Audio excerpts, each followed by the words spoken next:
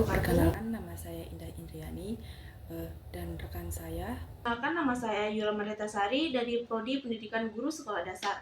Di sini Di sini kami akan hasil mempresentasikan makalah kami yang berjudul Demokrasi Indonesia. Baik, sebelum masuk pada bab pembahasan, di sini saya akan menjelaskan latar belakang, rumusan masalah dan tujuan dari makalah saya. Yang pertama yaitu latar belakang. Demokrasi merupakan salah satu sistem pemerintahan yang menempatkan rakyat sebagai pemegang kekuasaan tertinggi. Seiring dengan perkembangan zaman dan dinamika pendidikan global, demokrasi telah menjadi acuan utama dalam penyelenggaraan pemerintahan yang menjunjung tinggi kebebasan, kesetaraan, dan keadilan. Indonesia menjadi negara yang merdeka sejak tahun 1945, telah mengalami berbagai fase dalam pelaksanaan demokrasi, mulai dari demokrasi parlementer, demokrasi terpemimpin, demokrasi Pancasila, hingga era demokrasi reformasi seperti saat ini.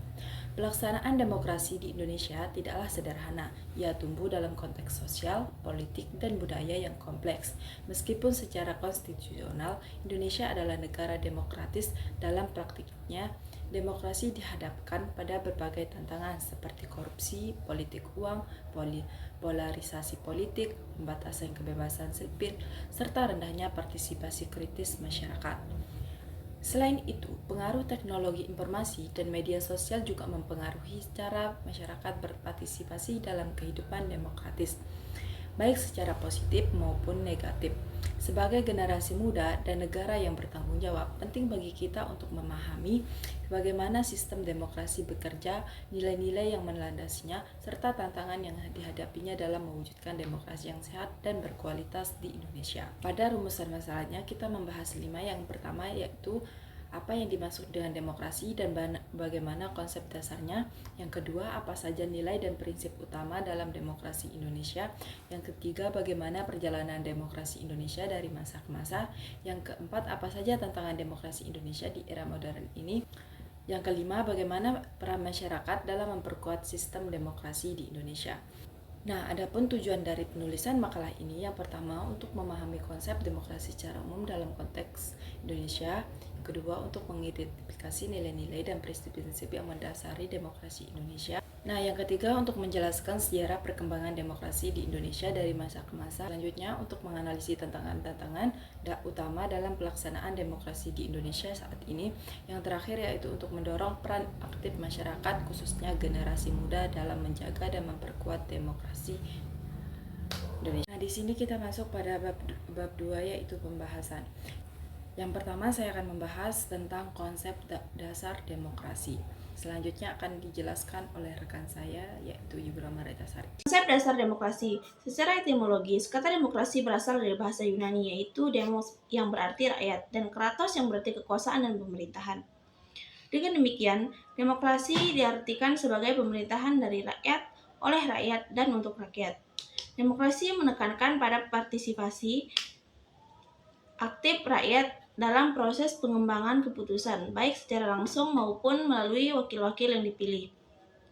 Dalam konteks umum, demokrasi memiliki beberapa ciri utama, antara lain adanya kebebasan berpendapat, pemilihan umum yang bebas dan adil, perlindungan terhadap hak asasi manusia, serta adanya pengembangan kekuasaan dalam pemerintahan. Demokrasi Indonesia tidak hanya menekankan pada kebebasan individu, tetapi juga mengedepankan masyarakat seperti gotong royong dan keadilan sosial sebagai dari identitas bangsa. Dengan demikian, konsep demokrasi di Indonesia tidak hanya merupakan sistem politik, tetapi juga mencerminkan pada hidup dan budaya bangsa. Nilai-nilai lokal seperti kebebasan kekeluargaan dan kearifan lokal menjadi landasan dalam membentuk sistem demokrasi yang sesuai dengan kepribadian Indonesia. Nah, pada bagian B yaitu nilai-nilai dan prinsip demokrasi. Pertama, saya akan menjelaskan nilai-nilai demokrasi.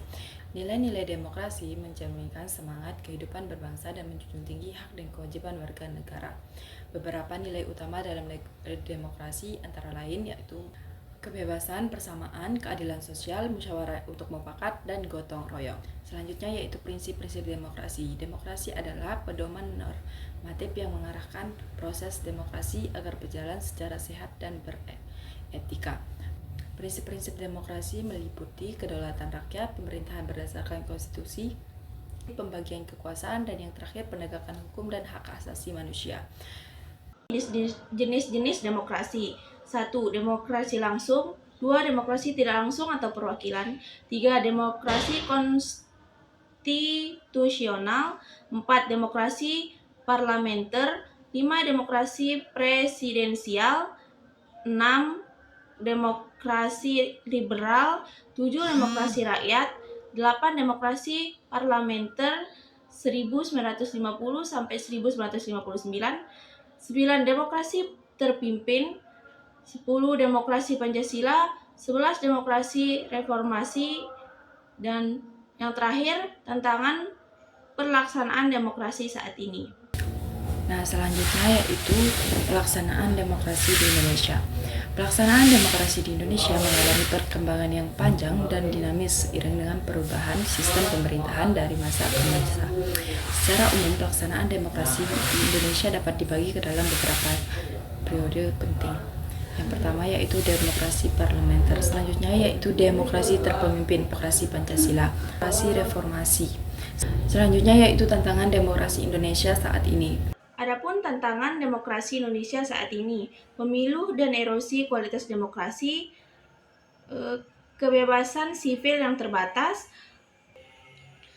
pelemahan pemberantasan korupsi, dinamika desentralisasi dan tata kelola daerah, pengaruh media sosial dan polarisasi, peran masyarakat sipil dan tantangannya. Nah, dari makalah tadi kita mengangkat sebuah kasus yang berjudul Demokrasi Kita, PR Kita, Tantangan dan Harapan Demokrasi Indonesia di Era Digital. Demokrasi Indonesia telah menempuh perjalanan panjang sejak era reformasi, namun di tengah pesatnya perkembangan teknologi digital dan perubahan sosial, muncul pertanyaan penting, apakah demokrasi kita benar-benar dipahami dan dijalankan dengan substansi terutama oleh generasi muda? Nah, dalam wawancara bersama salah satu narasumber saya yaitu Alma Sadila, kalian bisa lihat dalam video ini. Mbak Alma, menurut Anda apakah masyarakat khususnya anak muda sudah cukup memahami arti penting demokrasi di Indonesia? Menurut saya belum sepenuhnya. Banyak anak muda yang sudah tahu demokrasi itu tentang pilihan rakyat, tapi masih banyak juga yang belum paham peran aktif mereka itu nggak cuma pas milih aja. Demokrasi yang sehat butuh partisipasi aktif, ikut diskusi, berani kritik kebijakan, dan ikut organisasi. Sayangnya pendidikan politik masih kurang merata, jadi banyak yang cuek atau malah apatis.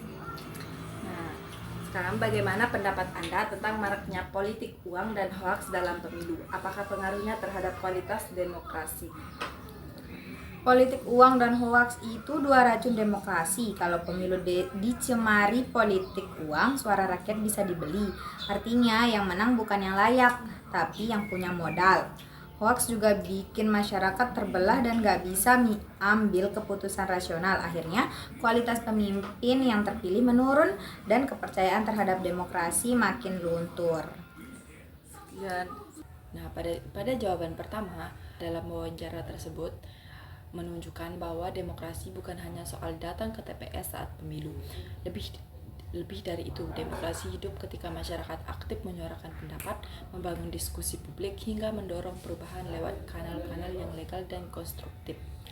Namun semangat demokrasi yang seharusnya membebaskan dan mencerdaskan justru seringkali diracuni oleh dua masalah utama yang merusak proses pemilu. Yang pertama yaitu politik uang, yang kedua hoaks.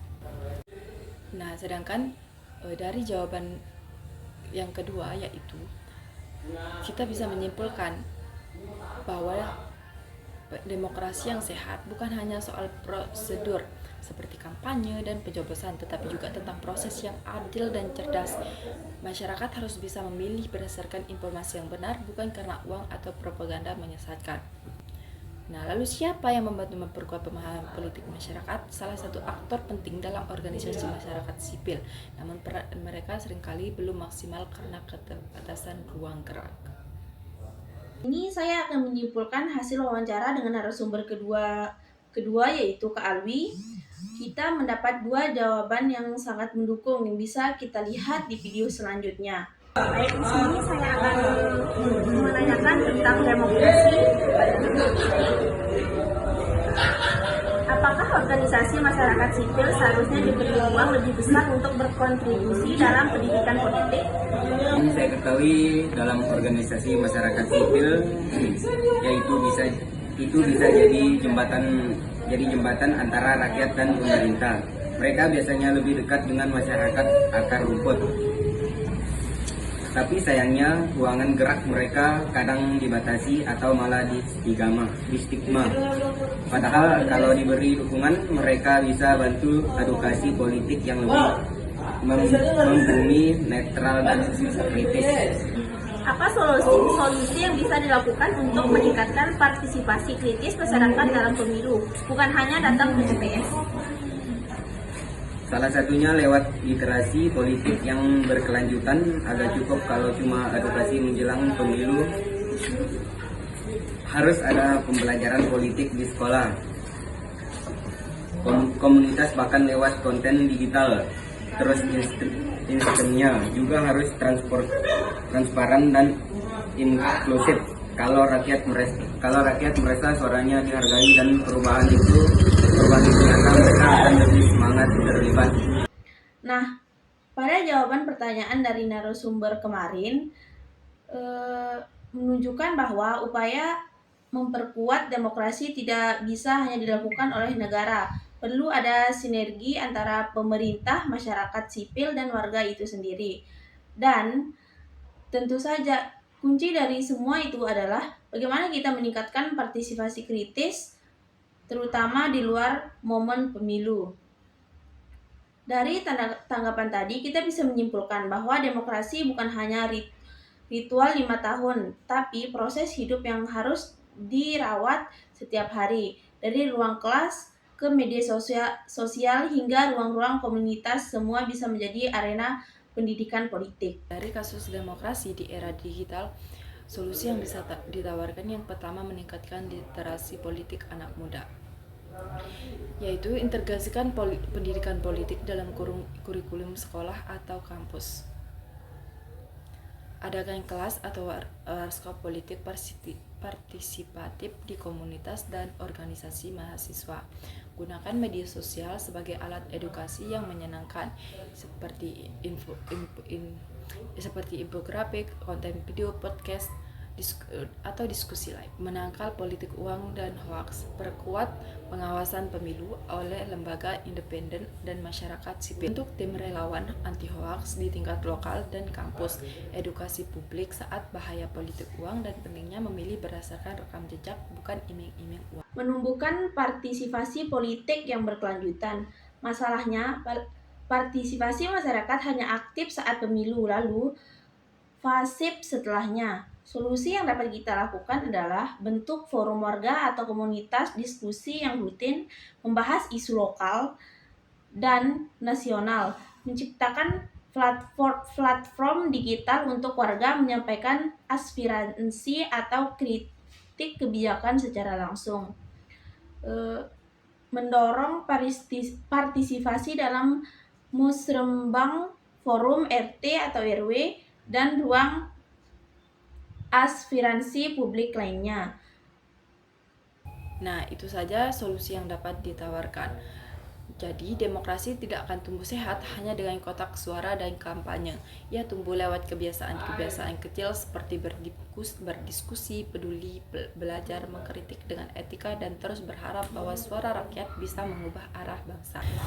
Jika kita semua, pemerintah, masyarakat sipil, media, dan anak muda menjalankan perannya, maka demokrasi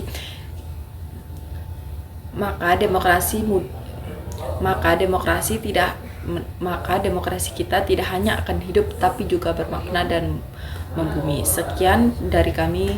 Assalamualaikum warahmatullahi wabarakatuh.